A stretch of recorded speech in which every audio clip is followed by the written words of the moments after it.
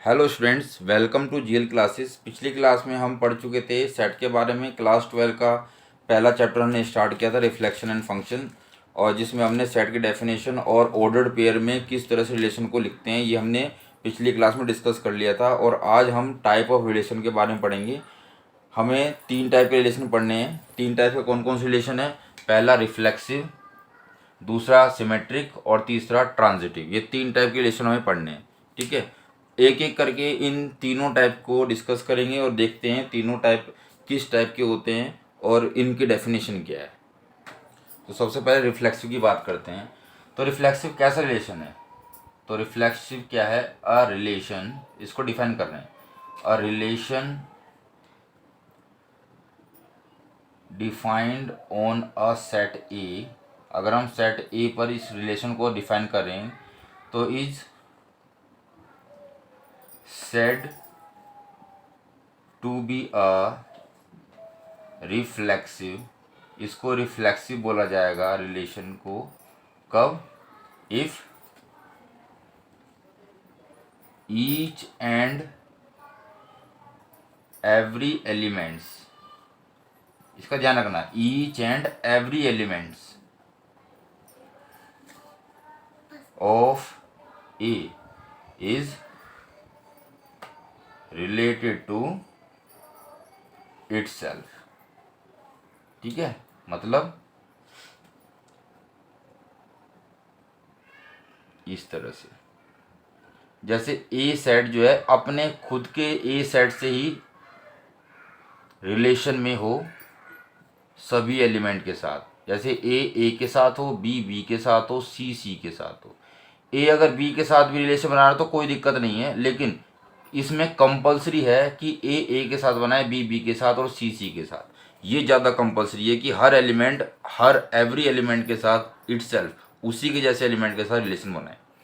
जब हम इसको ऑर्डर्ड पेयर में लिखेंगे इस रिलेशन को, तो कैसे लिखेंगे? तो रिलेशन जब हम बनेगा तो उसमें ये रिलेशन बनना चाहिए 1 1, 2 2, 3 3। मतलब रिफ्लेक्सिव इमेज होनी चाहिए, मतलब कि खुद, जैसे रिफ्लेक्स का मतलब क्या होता है? मतलब अपनी खुद की छवि। तो जैसे इसमें है तो इसमें रिलेशन अगर डिफाइन किया तो ए के साथ रिलेशन में है, बी खुद बी के साथ है, इटसेल्फ सी के साथ है। ठीक है, तो ये जो इस टाइप के रिलेशन बनेंगे इनको रिफ्लेक्सिव कहा जाएगा। ठीक है, अगर कोई एग्जांपल लूँ, मैं एक और एग्जांपल लेके दिखाता हूँ आपको। जैसे दो ट्राइंगल्स हैं, एक ट्राइंगल ए बी सी मान लो, ए बी सी, और दूसरा ट्राइंगल मान लेते हैं हम P Q are, P Q are. अगर इन दोनों ट्राइंगल्स की बात करें और ये ट्राइंगल मान लिया आपस में कॉन्ग्रुएंट है। अगर कॉन्ग्रुएंट है तो अगर A B C P Q R congruent है तो ये खुद के कॉन्ग्रुएंट भी तो होगा। ए बी सी जो है ट्राइंगल खुद के कॉन्ग्रुएंट होता है और पी क्यू आर भी खुद के कॉन्ग्रुएंट होगा। तो कहने का मतलब हम इसको रिफ्लेक्सिव कहेंगे, क्योंकि कोई भी ट्राइंगल की बात करें वो खुद के कॉन्ग्रुएंट होता है और खुद के सिमिलर भी होता है। ठीक है, हम कॉन्ग्रुएंट और सिमिलर की प्रॉपर्टी जो है क्लास 9 10 में पढ़ चुके होंगे। ठीक है, रिफ्लेक्शन में एक चीज़ का ध्यान रखना है। अगर मान लिया रिलेशन हम डिफाइन कर रहे हैं, रिलेशन बना रहे हैं, जैसे 1 1, 1 2, 2 2, 3 1, 3 2, सॉरी 3 2। अगर मान लिया ये हमने एक रिलेशन फंक्शन लिखा है, रिलेशन लिखा है, ठीक, एक सेट बना दिया है जिसमें रिलेशन ये डिफाइन किया है। इसमें 1 1 मिल रहा है, रिफ्लेक्सिव है, ठीक है। इसमें 2 2 मिल रहा है, बिल्कुल ठीक है। इसमें 3 भी है, लेकिन 3 3 नहीं मिल रहा ना, 3 3 बिलोंग नहीं कर रहा है इस रिलेशन से। अगर ये 3 3 बिलोंग नहीं कर रहा तो ये रिफ्लेक्सिव नहीं है, नॉट रिफ्लेक्सिव। तभी तो मैंने कहा कि जितने भी एलिमेंट है, each and every element of A is related to itself. ठीक है, तो यहाँ पर 3 ए सेट से बिलोंग कर रहा है, लेकिन ये रिलेशन में नहीं है, 3 3 नहीं है। अगर 3 3 नहीं होगा या 2 2 नहीं होगा, इसमें अगर रिफ्लेक्सिव बनाना है तो सबकी खुद की इमेज बिल्कुल एज इट इज़ बननी चाहिए। जैसा डोमेन है बिल्कुल वही रेंज भी बननी चाहिए। इसी को रिफ्लेक्सिव कहते हैं। सेकंड टाइप है सिमेट्रिक। सिमेट्रिक, अब सिमेट्रिक क्या होता है इसको डिफाइन करेंगे अगर, तो यहाँ पर जो ए बी रिलेशन बनेगा, आर से बिलोंग करेगा, तो ये ए बी का उल्टा कर दिया जाए, अपोजिट हो जाए, इसकी ऑर्डर पेयर बदल जाए, मतलब ए बी से रिलेटेड है वैसे बी उसी रूप में ए से भी रिलेटेड होना चाहिए। अगर ऐसा होगा तब जाके सिमेट्री बनेगा। कहने का क्या मतलब है, अभी एक एग्जांपल लेके समझते हैं। जैसे मैं एक रिलेशन बनाऊंगा जिसमें लिखा होगा 1 1 है मान लिया, दूसरा 1 2, ठीक है, और इसमें 2 1 भी होगा, तो 3 3 भी है मान लिया, 3 2 है, 2 3 है। अगर मान लिया इस टाइप का एक रिलेशन मैंने बना दिया, ठीक है, तो इसमें देखो 1 1 है, 1 इसके अपोजिट भी है, ठीक है, इसके ऑर्डर पे अगर चेंज कर दे तो 1 1 बनेगा, इसका ऑर्डर चेंज कर दो, 1 2 है तो 2 1 है, इसका चेंज किया तो ये इसमें है, देखो इसका उल्टा भी इसमें लिखा है, 1 2 है तो 2 1 भी है, 3 2 है तो 3 2 भी है, ये भी लिखा हुआ है ना। अब इसमें हर एक एलिमेंट के लिए कंपलसरी नहीं है कि सभी एलिमेंट के लिए उसके अपोजिट ऑर्डर पेयर इस रिलेशन में पाए जाएं। अगर कुछ भी पाए जाएंगे तब भी हम उसको सिमेट्री बोलेंगे। जैसे 3 3 है, 1 1 है, अगर इसका उल्टा करेंगे तब भी होगा, लेकिन अगर इस रिलेशन में 2 या 3 1 भी होता और इसका उल्टा नहीं होता तब भी हम इसको सिमेट्री बोलेंगे, क्योंकि इसमें इन दोनों का अपोजिट ऑर्डर पेयर मिल चुका है, ठीक है, तो ये सिमेट्रिक हो गया। अब इसके कुछ एग्जांपल देख लेते हैं कि किस किस टाइप के क्वेश्चंस आ सकते हैं, और हम सिमेट्रिक किस किस एग्जांपल में हम पढ़ सकते हैं।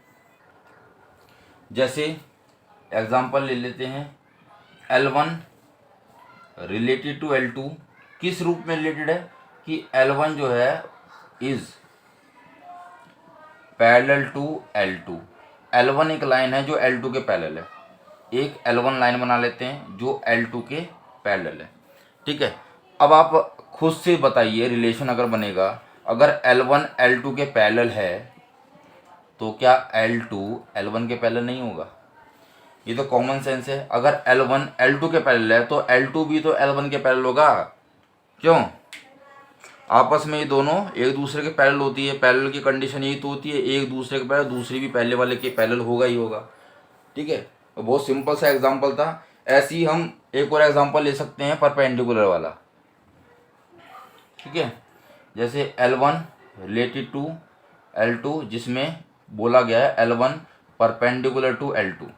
देखो अगर मान लिया कि L1, ये L1 है, ये L2 है, अगर मान लिया L1 लाइन L2 के पैरेलल है, तो भाई अगर L1 L2 के पैरेलल है तो जाहिर सी बात है L2 भी तो L1 के पैरेलल, सॉरी परपेंडिकुलर होगा। अगर L1 L2 के परपेंडिकुलर तो L2 भी तो L1 के परपेंडिकुलर, आप चेक कर लो, ये इसके ऊपर परपेंडिकुलर तो ये भी तो इसके ऊपर परपेंडिकुलर है, ठीक है।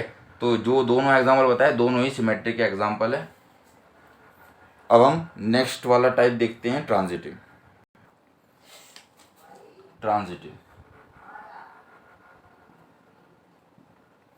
ट्रांजिटिव में क्या कंडीशन होनी चाहिए, A comma B related to R relation, related to R, B comma C, B अगर रिलेटेड टू R है तो A B B C, तो A और B भी रिलेटेड टू R होगा, A कॉमा B भी रिलेटेड टू R होगा। समझ में आ रहा है? बहुत सिंपल है, कोई दिक्कत नहीं होनी चाहिए समझने में वैसे। तो ये अगर डिफाइन हो जाएगा अच्छे से तो हम कहेंगे कि ये रिलेशन जो है वो ट्रांजिटिव है। अब कुछ एग्जांपल देखते हैं। एग्जांपल से पहले मैं आपको एक रिलेशन बना के दिखाता हूँ जिससे आप आसानी से इसको कंपेयर कर पाओगे किस तरह से ट्रांजिटिव होता है। जैसे 1 2 है, किसी रिलेशन में अगर 1 2 है और 2 3 है और उसमें 1 3 भी हो, कहने का मतलब 1 2 है, A B है, जैसे A B B C और यहाँ पर A C भी बन जाए, ठीक है, यहाँ पर मुझे A C लिखना था, ठीक है, यहाँ A C भी बन जाए तो हम इसको ट्रांजिटिव बोल देंगे, ठीक है, देखो 1 2 है, 2 3 है, 2 2 सेम है। अब ये 1 और ये 3 एक साथ आ गया, 1 और 3 एक साथ आ गया, इसको हम ट्रांजिटिव बोलते हैं। ठीक है, चलो इसका एग्जांपल देख लेते हैं। जैसे एग्जांपल ले लेते हैं, ए बी के साथ अगर रिलेटेड है कि किस तरह से है, A minus B is even number है, ए माइनस बी इवन है, तो इसका रिलेशन बनाएंगे। अगर रिलेशन कैसे बनेगा, ए माइनस बी है, सेट ए मान लें नेचुरल नंबर का एक सेट है, ठीक, तो ए माइनस बी इवन कैसे बनेगा,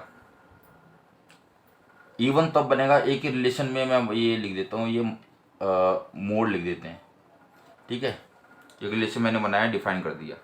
तो अगर मैं किसी भी चीज़ को लूँगा, दो नंबर को नेचुरल नंबर, जैसे 1 - 2, ठीक है, 1 - 2 लूँगा, या 1 - 1 ले लो पहले, ठीक है, फिर मैंने 1 - 2 ले लिया। 1 - 2 करेंगे, देखो 1 - 2 अगर इसका मोड करेंगे तो ये 1 ही आएगा, क्योंकि मोड में जो वैल्यू होती है वो बाहर आती है तो पॉजिटिव ही आएगी।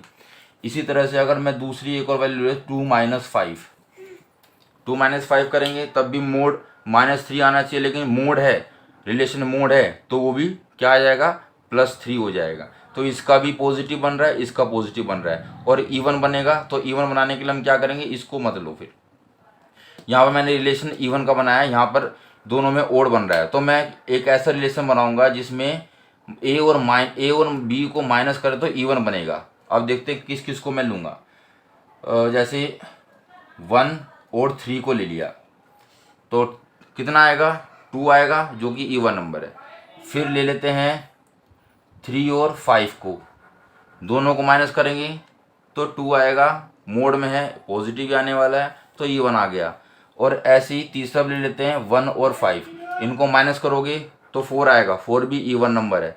तो देखो 1 3 है, इसमें 3 5 है, मतलब ए भी है, बी सी है, और 1 5 भी है, मैं जिसको मैंने बोला ए और सी डी है। ठीक है, तो ये ट्रांजिटिव हो गया, ट्रांजिटिव हो गया। ठीक है, तो बहुत सिंपल है। फिर अगली क्लासेस में हम इसके जो फंक्शनल एक्सरसाइज है उसके बारे में डिस्कस करेंगे, और देखेंगे एक क्वेश्चन को बनाने की कोशिश करेंगे, किस तरह से क्वेश्चंस को हल किया जाता है, सॉल्व किया जाता है। आज के लिए इतना ही। हमारे चैनल को सब्सक्राइब कर दो और बेल आइकन दबा, ताकि जिससे कि हमारी जितनी भी वीडियो आए सबसे पहले आप तक पहुँचे और आप इसका फ़ायदा या फिर बेनिफिट उठा सको। Thank you. और अगर आप हमारे साथ रेगुलर जुड़ना चाहते हो तो प्ले स्टोर से GL क्लासेस डाउनलोड करके क्लासेस अवेलेबल होती है, रिकॉर्डिंग क्लास होती है, वहाँ से आप क्लास घर बैठे ले सकते हो। ठीक है, थैंक यू, बाय।